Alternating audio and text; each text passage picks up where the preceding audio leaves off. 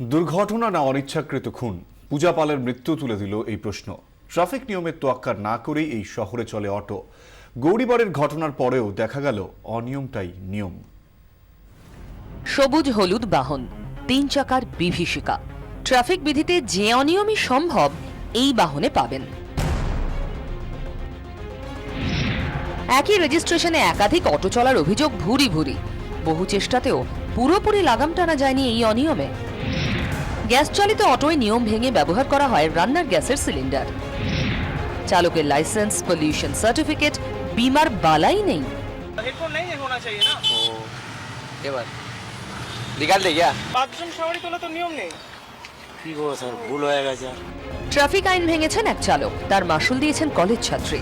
তবে এমন বেপরোয়া মনোভাব এই প্রথম নয়। 2012 সিঁথিতে ভিড়ে ঠাসা অটো থেকে ছিটকে যায় 3 বছরের অদ্রিকা। মায়ের হাত ধরা অবস্থাতেই বেশ কিছুটা রাস্তা ঘষতে যায় সে। অটো থামাতে অস্বীকার করেন চালক। ঘোলায় খুচরো নিয়ে বচসায় ঘুষি মেরে এক যাত্রীর নাকের হাড় ভেঙে দেন অটো চালক।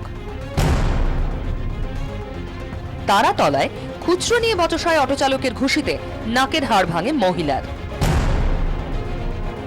যাদবপুর লর্ডসের মোড়ে অটো থামাতে বলায় যাত্রীর কপালে চোটে চালকের গালিগালাজ।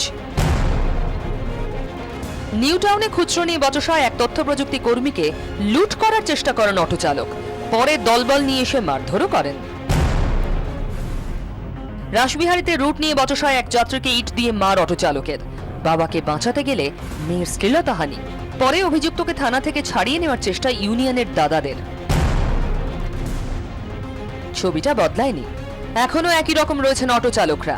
আমাদের যে খুচরো না থাকে তারা এমন ভাবে বিহেভ করে, উই আর নট হিউম্যানস। ও বলা সত্ত্বেও একই রেকলেসলি চালায়, কিছু করার নেই।